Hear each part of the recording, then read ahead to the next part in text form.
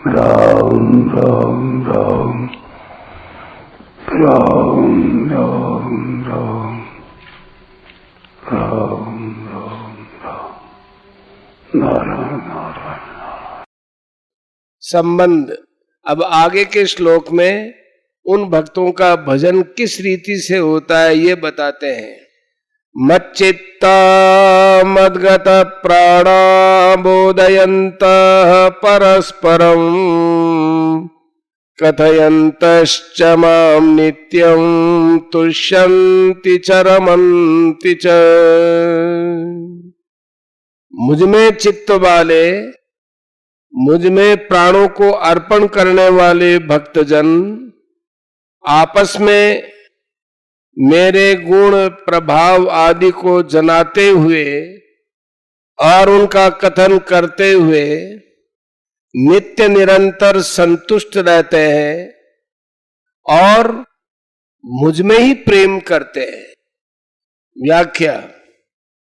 इस श्लोक में 6 बातें हैं। उनमें से मच्चित्ता और मद्गत प्राणः ये 2 बातें स्वयं के करने की हैं, अर्थात भक्त स्वयं स्वतंत्रता पूर्वक ऐसे बन जाते हैं। बोधयंत और कथयंत ये 2 बातें आपस में मिलने पर होती हैं, तथा तुष्यंती और रमन्ति ये 2 बातें फल रूप में होती है। भगवान से ही सब उत्पन्न हुए हैं और भगवान से ही सबकी चेष्टा हो रही है, तो सबके मूल में परमात्मा ही है। ये बात जिनको दृढ़ता से और निस्संदेह पूर्वक जच गई है, उनके लिए कुछ भी करना, जानना और पाना बाकी नहीं रहता। बस उनका एक ही काम रहता है, सब प्रकार से भगवान में ही लगे रहना। यही बात इस श्लोक में बताई गई है। मच्चित्ता, वे मुझमें चित्त वाले हैं। एक स्वयं का भगवान में लगना होता है और एक चित्त को भगवान में लगाना होता है। जहां मैं भगवान का हूं ऐसे स्वयं भगवान में लग जाता है, वहां चित्त बुद्धि आदि सब स्वतः भगवान में लग जाते हैं। कारण की कर्ता के लग जाने पर करण अलग थोड़े ही रहेंगे, वे भी लग जाएंगे। करणों के लगने पर कर्ता अलग रह सकता है, पर कर्ता के लगने पर करण अलग नहीं रह सकता है।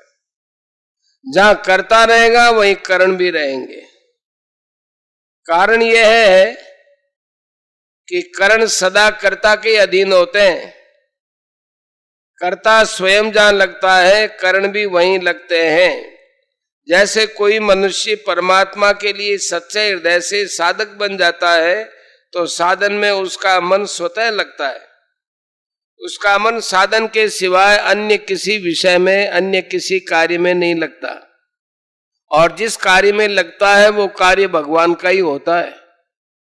कारण कि स्वयं कर्ता के विपरीत मन बुद्धि आदि नहीं चल सकते। परंतु जहां स्वयं भगवान में नहीं लगता, प्रत्युत मैं तो संसारी हूं, मैं तो गृहस्थी हूं, इस प्रकार स्वयं को संसार में लगाकर चित्त को भगवान में लगाना चाहता है, उसका चित्त भगवान में निरंतर नहीं लगता। कारण यह है कि स्वयं तो संसारी बना रहे और चित्त को भगवान में लगाना चाहे, तो ऐसे में चित्त भगवान में लगना असंभव सा है। दूसरी बात है, चित्त वहीं लगता है जहां प्रियता होती है। प्रियता वहां होती है जहां अपनापन होता है, आत्मीयता होती है। अपनापन होता है भगवान के साथ स्वयं का संबंध जोड़ने से। मैं केवल भगवान का हूं और केवल भगवान ही मेरे हैं। शरीर संसार मेरा नहीं है, मुझ पर प्रभु का पूरा अधिकार है। इसलिए वे मेरे प्रति चाहे जैसा बर्ताव या विधान कर सकते हैं, परंतु मेरा प्रभु पर कोई अधिकार नहीं है। वे मेरे हैं तो मैं जैसा चाहूं वैसा ही करें, ऐसा कोई अधिकार नहीं है। इस प्रकार जो स्वयं को भगवान का मान लेता है, अपने आप को भगवान के अर्पित कर देता है, उसका चित्त स्वतः भगवान में लग जाता है। ऐसे भक्तों को ही मच्चित्ता कहा गया है।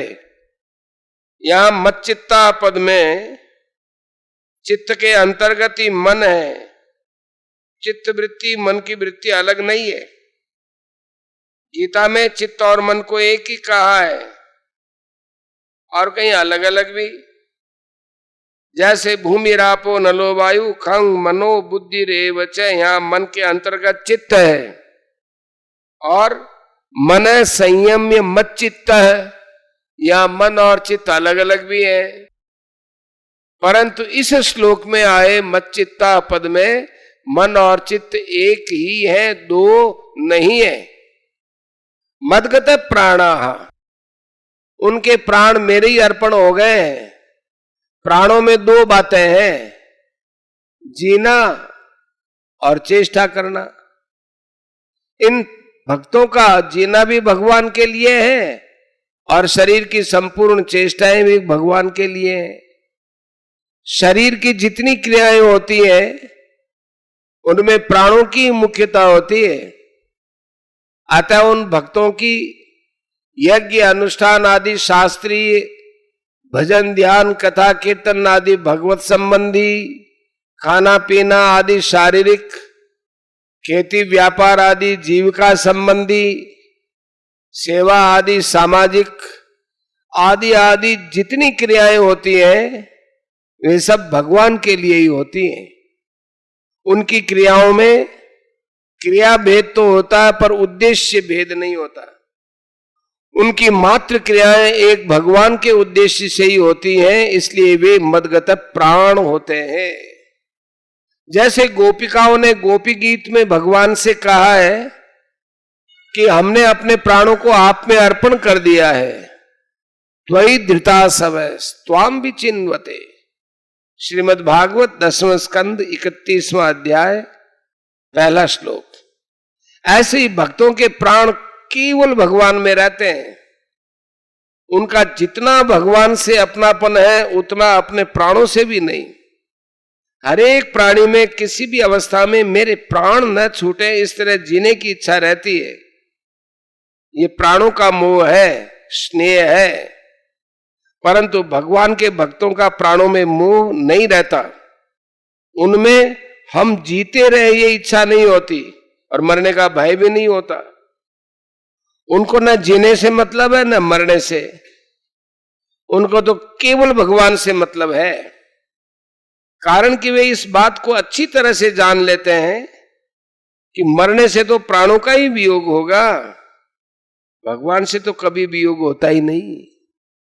प्राणों के साथ हमारा संबंध वैसे भी नहीं है, पर भगवान के साथ हमारा स्वतः सिद्ध घनिष्ठ संबंध है, क्योंकि प्राण प्रकृति के कार्य हैं और हम स्वयं भगवान के अंश हैं। ऐसे मदगत प्राण होने के लिए साधक को सबसे पहले यह उद्देश्य बनाना चाहिए कि हमें तो भगवत प्राप्ति ही करनी है। सांसारिक चीजें प्राप्त हो न हो, हम स्वस्थ रहें या बीमार, हमारा आदर हो या निरादर, हमें सुख मिले या दुख, इनसे हमारा कोई मतलब नहीं है। हमारा मतलब तो केवल भगवान से है। ऐसा दृढ़ उद्देश्य बनने पर साधक भगवतगत प्राण हो जाता है। बोधयंत परस्परम, उन भक्तों को भगवत भाव वाले, भगवत रुचि वाले मिल जाते हैं तो उनके बीच भगवान की बात छिड़ जाती है। फिर वे आपस में एक दूसरे को भगवान के तत्व, रहस्य, गुण, प्रभाव आदि जनाते हैं तो एक विलक्षण सत्संग होता है। जब वे आपस में भावपूर्वक बातें करते हैं तब उनके भीतर भगवत संबंधी विलक्षण विलक्षण बातें स्वतः आने लगती हैं। जैसे दीपक के नीचे अंधेरा रहता है, पर दो दीपक एक दूसरे के सामने रख दें तो दोनों दीपकों के नीचे का अंधेरा दूर हो जाता है।